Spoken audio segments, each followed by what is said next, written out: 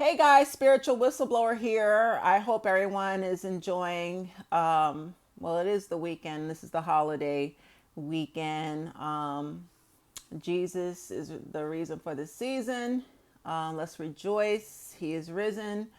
Before I get into today's video, which is, this is by request because a lot of people have been asking me to do a video, a follow up on Kerrion Franklin because I don't want to say I did an interview with him. I did a video with him. We had like a roundtable discussion on narcissistic abuse in the African American community. I did this back in, I want to say August, the very end of August, we did the video. So I want to do a follow up because he's currently locked up and a lot of people want to know how I feel about it. I am still doing phone coaching, 15-minute, 30-minute, 1 hour. And I am going to be in Atlanta. I will be having a narcissistic abuse seminar, book signing, and a meet and greet. It's going to be a very nice event. Atlanta, Georgia, Saturday, May 21st. The tickets are now on sale. I have a brand new book coming out next week called I Can't Stand My Mother, right in time for Mother's Day for all my women that have abusive mothers and sisters. All that's I'm busy. I'm on my grind. So let's talk about Kerrion Franklin. A lot of people want me to follow up. So I want to update you guys on the things that have happened since I did that video with Kerrion. It was I think it was the last week. I did it the day after I left Phoenix, Arizona. I had a support group meetup in Phoenix, Arizona. I want to say August 15th, 16th, somewhere around there. I'm trying to think. Mid to late August. And I had a layover when I was flying back from Phoenix to New York City. I had a layover in Dallas. That's where he was residing with his grandmother. And me and him, and by the way, because I get tired of people saying I'm clout chasing and all of that, Kerrion Franklin looked me up. And when you watch the old video that I did with him, he says that in the video. He found my videos on YouTube.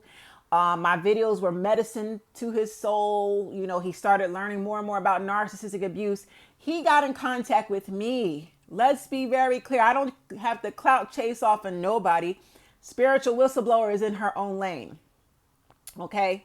So he reached out to me because I guess my videos helped him bring clarity to the things that were going on in his life between his father, and his entire family when it comes to covert narcissistic abuse, especially in the African American community. He reached out to me. So we had been talking prior to me meeting up with him. And I told him, look, he reached out to me, I want to say, was it the end of April or May of last year? And we spoke. And I said, well, one of these days, if I ever, or, in your area or you're in my area, let's link up and we can do a video. That was the end of May. So it so happens that my support group meetup in Phoenix, Arizona last year, there was a flight delay. They rebooked my flight and they said, it's not a nonstop flight to New York City, but there is a layover. It's in Dallas. And the layover, I think, was like for 3 hours. So I said, damn, I'll take it. But I said, wait a minute. I could utilize that layover time very wisely. So I got in touch with Kerrion. I said, listen, I'll be in Dallas for 3 short hours for a short layover. If we can knock out the video in that little bit of time, let's do it. Because otherwise, you're going to have to come to New York, or I don't know when I'll be back in Texas again. I just, So he was like, cool. The layover in Dallas was successful. He came, he got me, we knocked the video out. And I went back home. Now, you guys know in September, after we did that video, in September, he had that huge blow up with his mother and grandmother that went super viral all over the internet, where his mother popped up on him. Now he lives with his grandmother. Somebody called his mother. I don't know if it was his grandmother that contacted his mother or his father, but his mother said, "I'm coming to take you to the hospital. You're not well." And it was this huge incident in front of his grandmother's house with his mother and grandmother standing there. And he filmed the whole thing. He went live. That's all over the internet. You guys can Google it and look it up yourself. Shortly after that, he contacted me after that incident because he refused to go to the hospital with his mother. I did a follow-up video. We went live together. He wanted to go live about it. So I jumped on the live with him. And, I was a little bit disappointed at his mother because, I am a mother of an adult. My daughter is now a young adult, but she has mental illness. And there is a proper protocol. If you feel that your child needs help, mental help, you can't pop up on them and force them or what have you, or you call police and, if he doesn't even have a psychiatric history, he's never been diagnosed with anything, that's his parents' fault. I feel his parents failed him. If you claim you paid for therapy, he's an adult.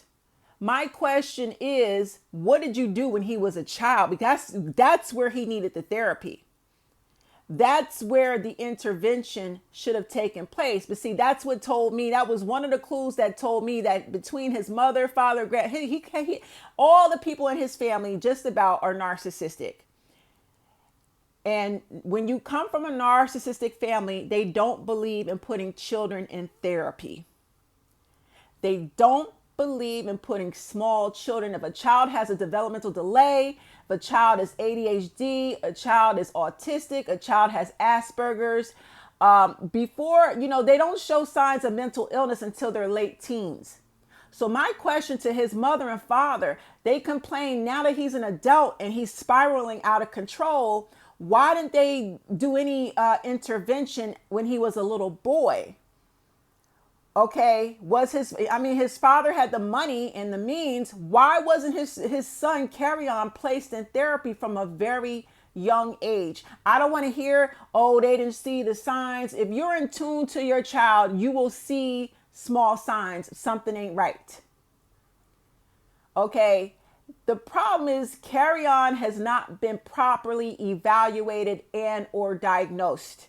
He doesn't have a diagnosis, but it's so easy for his family to sit up and say, "You're crazy. You need help. And we don't know what trauma. This is another thing that his family is hiding and they don't want it to get out.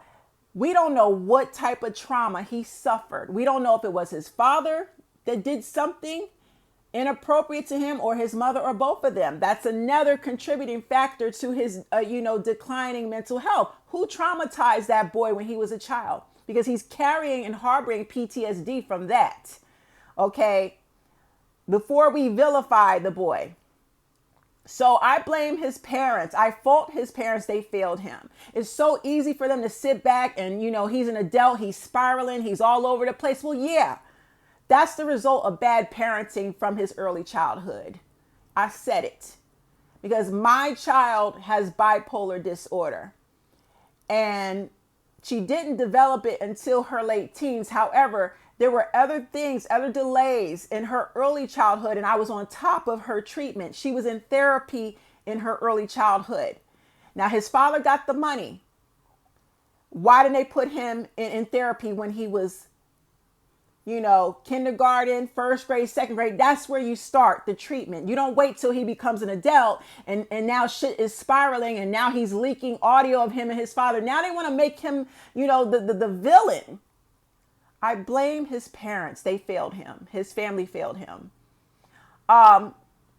Since the incident with his mother and grandmother, he got in touch with me, I think the same day, called me hysterical. What should I do? What should I do? And I said, well, listen, you got to do what all the rest of us has done. And in this community of survivors of narcissistic abuse, what that last option is. I told him, you don't need to ever go back to your grandmother's house.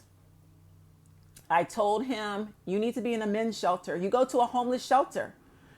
And he just didn't want to do that.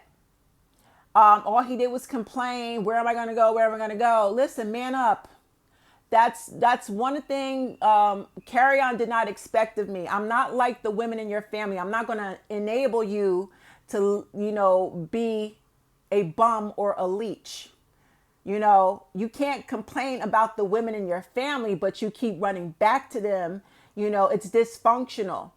I'm not an enabler. I don't play that. And especially when I coach women who are fighting to escape their abusive husbands, and I have helped women. And the difference is those women had to leave with the clothes on their back. They couldn't go back and get their furniture and their personal belongings. They had to leave, escape with the clothes on their back. So all he kept saying to me was, oh, well, my music audio equipment, my computer is at my grandmother's house. I need my audio equipment. I said, fuck that shit. All that shit can be replaced. That's material possessions. If you go back, they're going to knock your ass right back down again.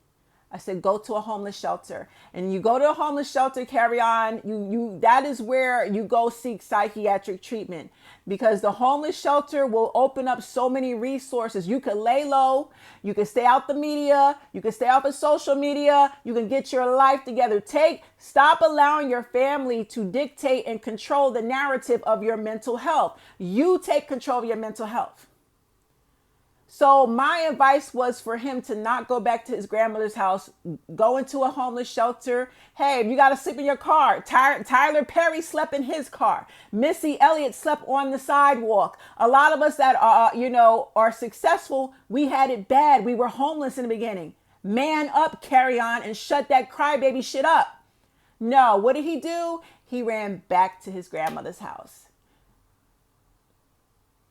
And then when he went back to his grandmother's house, and I never told anyone this till now, he FaceTimes me in front of his grandmother. And when he FaceTimed me, I can hear her calling me every fucking name in the book. Fuck that bitch. That bitch don't know shit about me. Da da da da. Like, she's going off. I've never disrespected this woman. Even when I went live with him, I never disrespected his mother or grandmother. Not one time. Please point it out. But she's calling me all types of bitches and whores and stuff. And he's standing there with FaceTiming me so that I can hear it. Red flag. That's where Kerrion fucked up with me, because that is what we call triangulation in this community.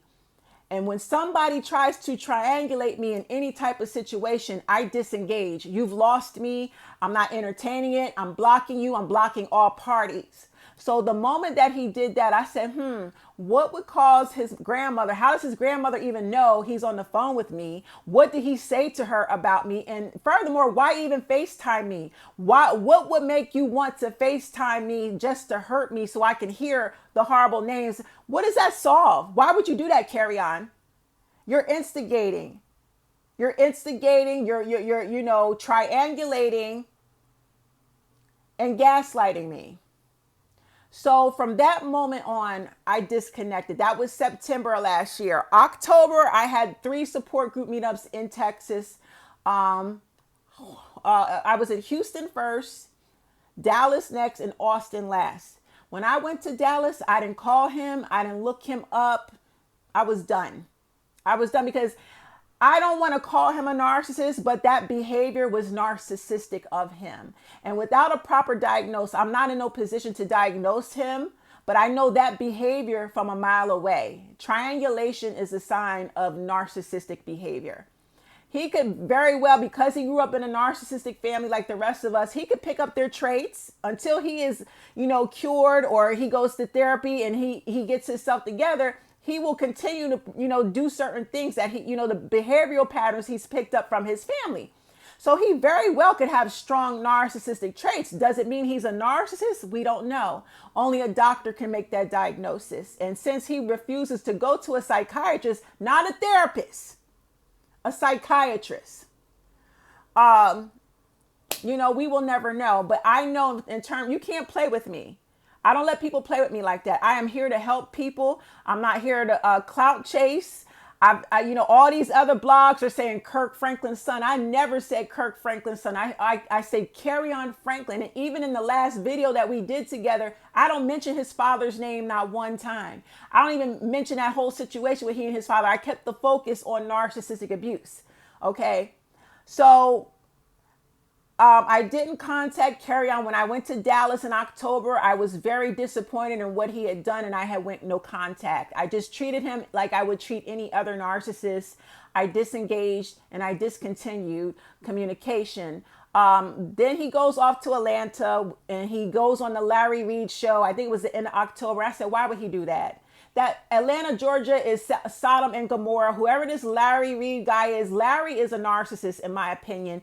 You know how I feel about people who wear sunglasses, dark shades in their videos. They're hiding the demons and they don't want people to read their eyes. Larry Reid is exploiting Kerrion.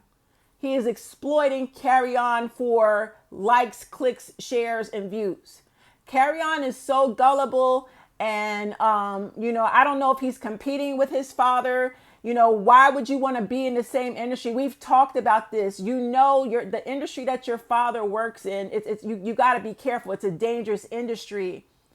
So it was because of Larry, Larry got him on the reality show, The Bad Boys. And now look what happened. He's on a reality show. It opened up a box of skeletons. And then now he's sitting in jail. And Larry Reid is still exploiting him. Why would you do an interview with Kerrion from jail? Everything he say and do can be used against him. You're not a real friend. I don't give a fuck. If Kerrion were to call me and say, yo, Chanel, can you, let's go live. I'm going to call you from jail. I want you to put me on live. I'm going to be a real friend. Kerrion, no. Right now, you need a lawyer. You need a lawyer to do the talking for you. You need to, now if you want me to set up a GoFundMe, I don't mind doing that, but I'm not going, as your friend, because I care about you, I'm not about to let you get on this line and do a public video for all of social media, just so it can be used against you by the prosecutor down the line. Larry was fucked up for allowing that shit to happen. I don't trust him. I don't like him. And I think he's playing both sides of the field. I think he's cool with Kirk Franklin.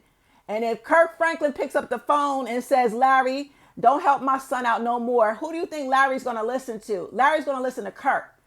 So Larry's pimping and playing the fuck out of Kerrion. And so what? You might be paying. If Larry is in fact paying for his therapy, Kerrion does not need a therapist. Kerrion needs a psychiatrist. There is a huge difference between a therapist and a psychiatrist. A psychiatrist is the only one that can prescribe someone medication for their mental illness. He needs to be properly evaluated, thoroughly, fully diagnosed, and evaluated by a licensed psychiatrist who can administer him medication should he have bipolar, schizophrenia, which is, in my professional opinion, he talks scattered.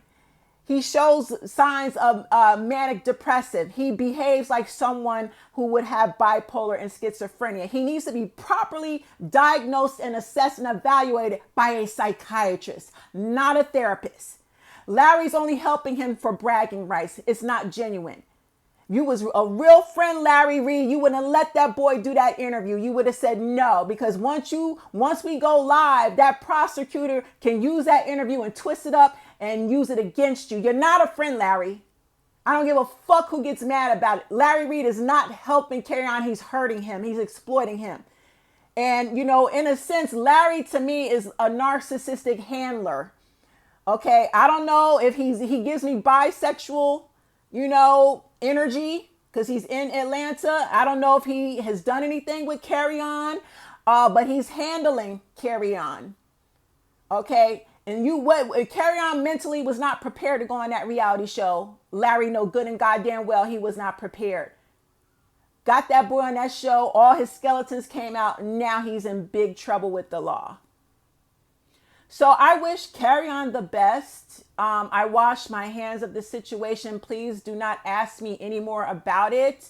I just pray he goes to a psychiatrist, not a therapist, a psychiatrist who can give him a total evaluation, diagnosis. There's nothing to be ashamed of, Kerrion. Everybody, celebrities all have psychiatrists. They all have shrinks. Take care of your mental health before your family forces you into a psychiatric hospital. They can do it.